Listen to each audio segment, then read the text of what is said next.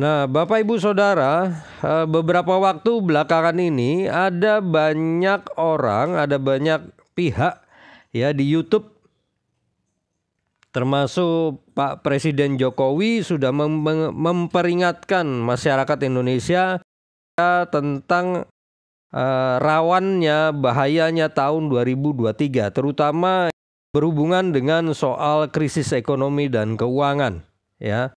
Jadi ada yang bilang bahwa tahun 2023 itu adalah tahun yang gelap. Ada yang bilang ekonomi akan semakin kacau dan sebagainya dan sebagainya. Nah, pertanyaannya apakah itu benar? Kalau dari sudut pandang saya, maksudnya dari sisi saya ya, pendapat saya pribadi, kemungkinannya itu ada, Bapak Ibu. Dan ada beberapa orang yang mereka mengetahui situasi-situasi yang terjadi sekarang ini di seluruh dunia, ya, termasuk Pak Jokowi. Kenapa Pak Jokowi mengingatkan kita soal tahun 2023? Karena beliau mengetahui situasi di sekeliling Indonesia, negara-negara di luar sana, maka dia mengingatkan kita semua soal tahun 2023. Ya, jadi ini bukan soal prediksi sembarangan, ya, bukan soal pandangan sembarangan. Memang berdasarkan apa yang sedang terjadi hari-hari ini. Ya, termasuk soal kripto hari-hari ini harganya sudah banyak mengalami penurunan. Ya, kemudian juga dari sisi lain ya, di bidang lain juga mengalami banyak penurunan. Harga-harga naik tinggi, bahkan maaf Bapak Ibu, persediaan pangan di seluruh dunia mengalami penurunan yang luar biasa. Ya, harga-harga naik di berbagai tempat di seluruh dunia. Terjadi inflasi di berbagai negara di dunia. Nah, dengan keadaan-keadaan seperti ini loh, siapa yang tidak melihat bahwa tahun 2023 itu adalah tahun yang entah gelap, entah krisis yang semakin besar dan sebagainya. Jadi begini Bapak Ibu, sekali lagi kalau saya ditanya orang, apakah benar Pak tahun 2023 krisis ekonomi akan semakin besar? Kemungkinannya iya. Ya, kemungkinannya iya. Bahkan terus terang saya juga ingat bahwa nubuatan-nubuatan yang Tuhan sampaikan ke saya memang nubuatannya itu juga bukan nubuatan yang baik, tetapi nubuatan yang isinya itu adalah keadaan krisis ekonomi yang makin lama makin buruk. Bahkan Tuhan sampaikan ke saya bahwa dunia ini, ekonomi dunia ini akan mengalami kehancuran. Dan sekarang Bapak Ibu, memang ekonomi dunia itu sedang menuju pada kehancuran. Jadi kalau nanti Bapak Ibu, kalau misalnya kita masih ada di dunia, lalu tiba-tiba banyak negara-negara di dunia ini mengalami kebangkrutan, itu artinya memang sistem ekonomi di dunia ini juga mengalami keruntuhan. Nah, sekarang Bapak Ibu, mari kita lihat di layar yang berikut. Nah, kalau Bapak Ibu lihat ya di layar, itu ada kata di layar, Bapak Ibu bisa lihat ada kata profesi. Nah, kata profesi ini dalam istilah bahasa Inggris ya. Itu kalau diterjemahkan dalam bahasa Indonesia itu paling tidak ada arti ramalan, nubuat atau prediksi. Ini ketiga kata ini Bapak Ibu memang sebenarnya artinya kurang lebih sama. Tapi dalam bahasa Inggrisnya Bapak Ibu itu pakai kata yang sama. Profesi. Profesi itu ada tiga arti dalam bahasa Indonesia, ada ramalan, nubuat atau prediksi. Nah Bapak Ibu, apakah ketiga-tiganya itu pada dasarnya benar-benar sama 100%?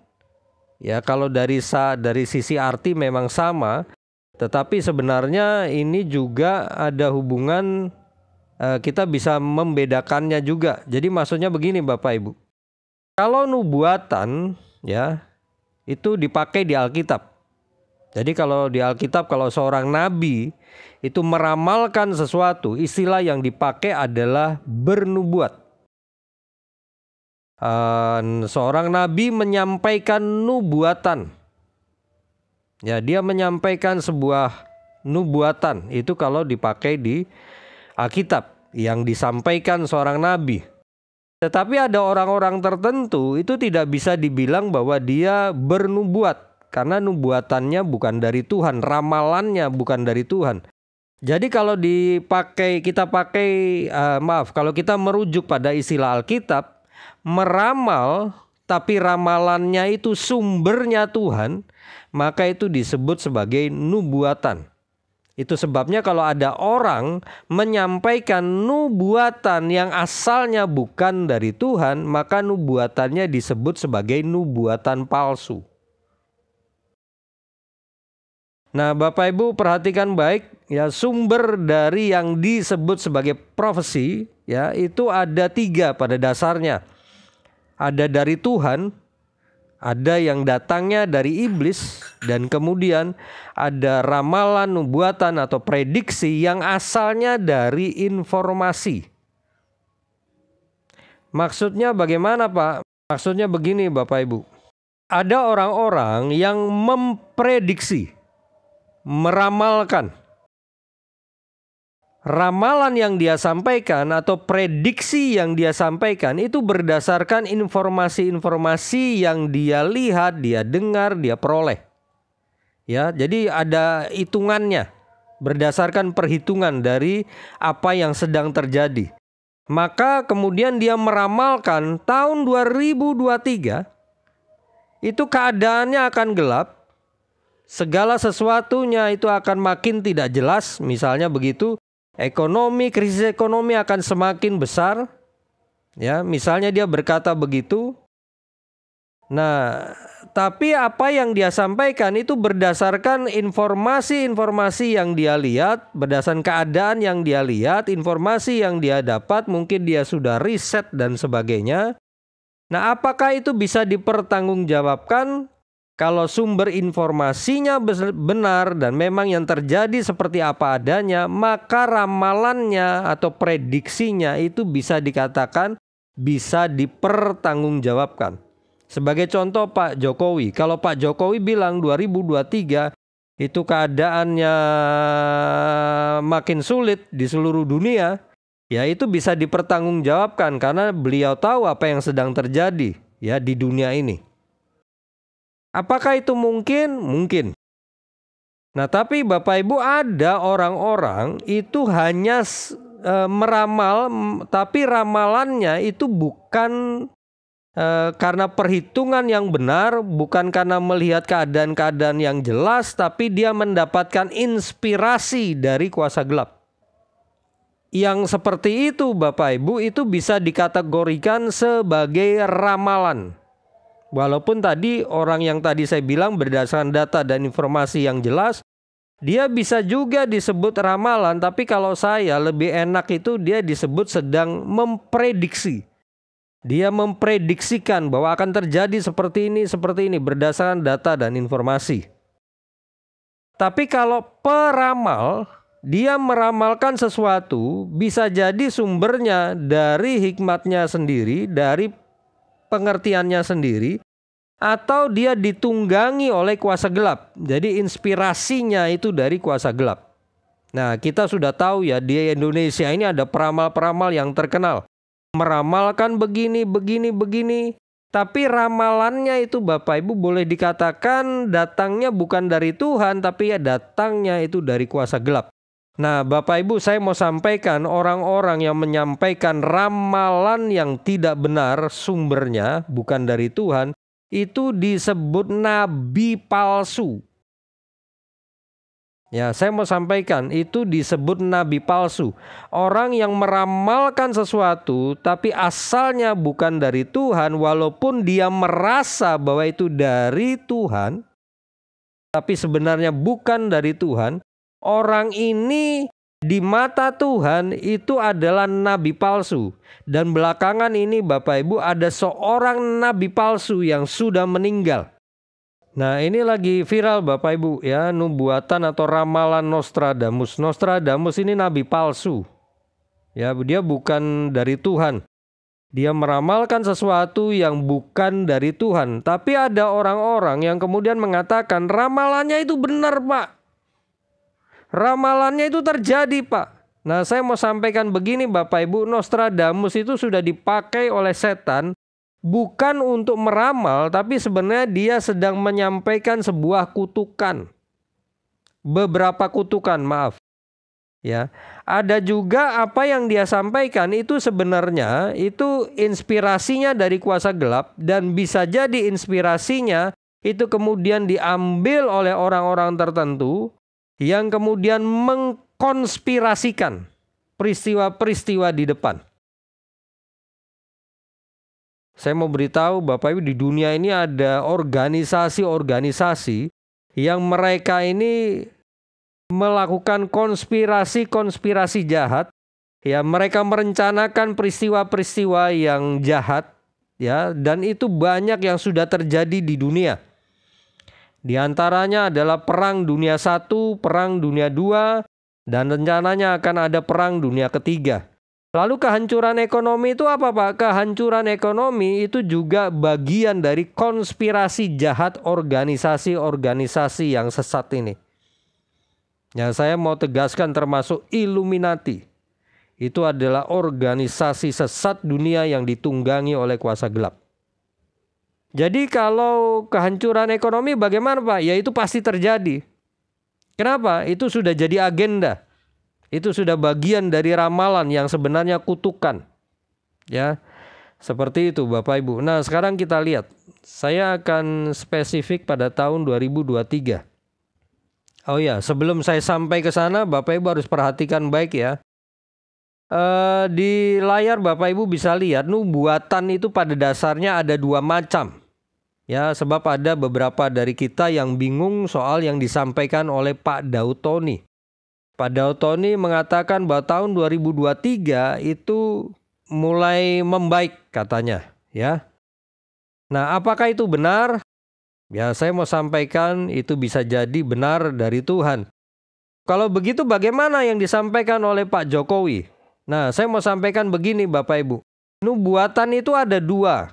Nah, itu nubuatan lokal Bapak Ibu. Itu tentang Indonesia. Itu kalau kita dengar dari Pak Daud Tony. Apakah itu bisa? Ya bisa saja. Karena itu nubuatan yang sifatnya lokal. Tapi ada nubuatan Bapak Ibu itu yang sifatnya terjadi di seluruh dunia. Yaitu nubuatan yang sifatnya global. Global itu terjadi di seluruh dunia. Misalnya kehancuran ekonomi. Apakah itu terjadi hanya di Indonesia? Ini bukan soal Indonesia. Ini soal terjadi di seluruh dunia. Jadi di seluruh dunia ini Bapak Ibu situasi ekonomi itu sedang menuju kehancuran. Nah, saya mau sampaikan Bapak Ibu, saya tunjukkan di layar yang berikut. Bapak Ibu bisa lihat ya, di sini ada fakta keadaan dunia sekarang ini. Saya mau sampaikan Bapak Ibu, dunia sekarang ini sebenarnya keadaannya sedang tenggelam, sedang proses tenggelam. Loh Pak, tenggelam dalam apa? Tenggelam dalam gelombang kehancuran ekonomi. Terlepas dari soal tahun 2023, tapi keadaan dunia ini Bapak Ibu saya mau sampaikan memang benar-benar sedang proses tenggelam dalam gelombang kehancuran ekonomi. Itulah keadaan yang sebenarnya.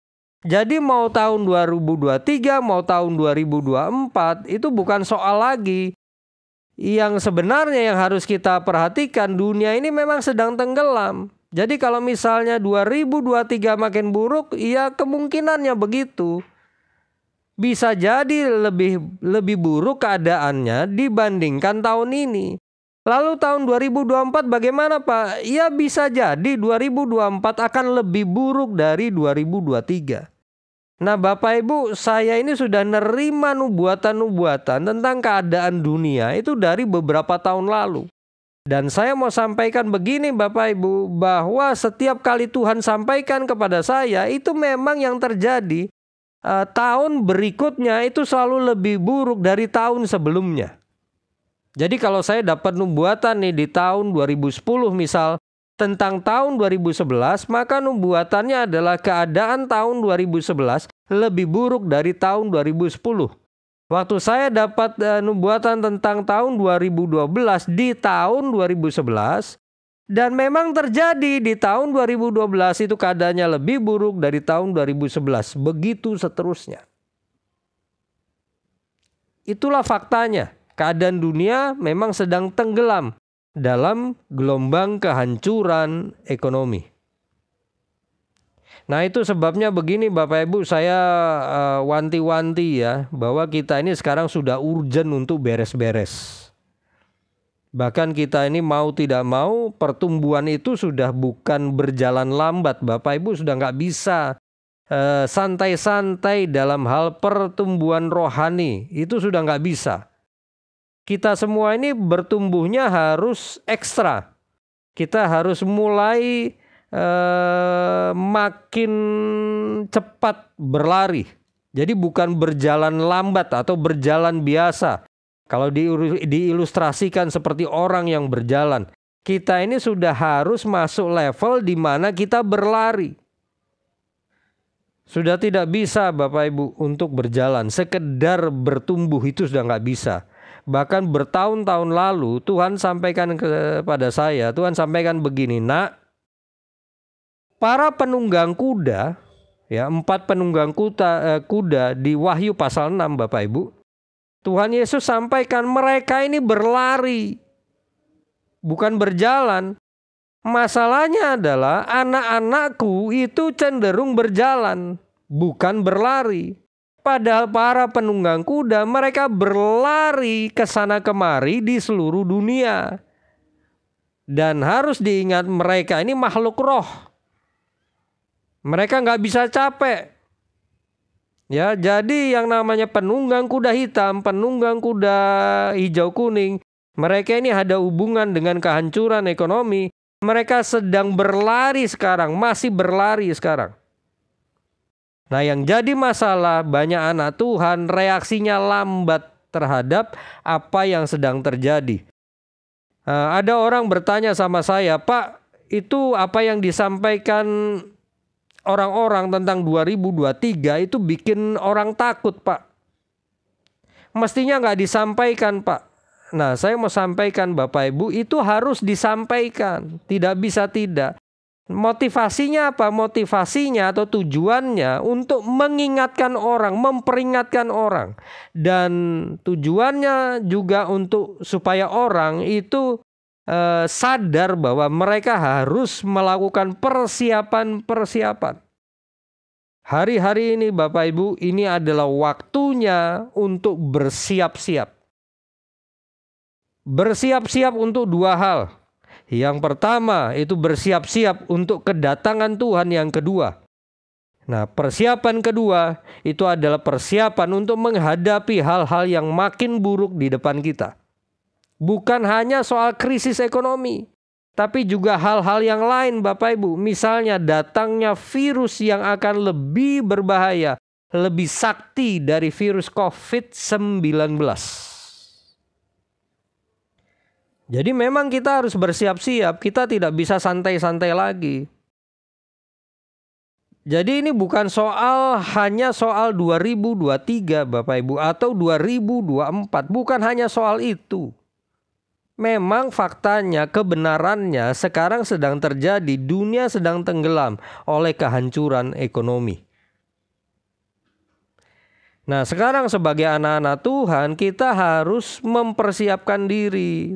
Di antaranya soal iman. Iman jangan imannya jangan kecil terus Bapak Ibu, harus bertumbuh. Ya mau tidak mau.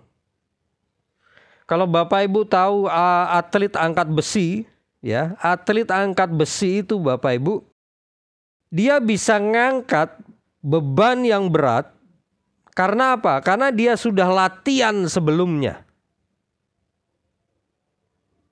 Ya, seorang atlet angkat besi bisa ngangkat besi yang lumayan berat, bahkan kita mungkin nggak bisa ngangkat, tapi kalau atlet angkat besi bisa. Kenapa? Karena mereka latihan. Saya nggak mungkin jadi atlet angkat besi sekarang, detik ini. Nggak bisa. Kenapa? Belum latihan. Nah, masalahnya adalah begini Bapak Ibu, krisis ekonomi yang makin berat ini itu ibaratnya seperti beban yang makin lama makin besar. Nah, ada banyak anak Tuhan itu mengalami keruntuhan dan kehancuran. Kenapa? Karena otot rohaninya itu tidak cukup kuat untuk menanggung beban krisis ekonomi yang makin lama makin berat. Otot rohani kita nggak terlatih Bapak Ibu. Itu sebabnya kenapa saya wanti-wanti kemana-mana, termasuk di komunitas kita, pemuritan. Punya mentor. Kenapa? Karena itu ada hubungan dengan apa? Untuk menguatkan otot rohani saudara, sehingga ketika beban makin berat, Bapak Ibu bisa mengangkat beban tersebut.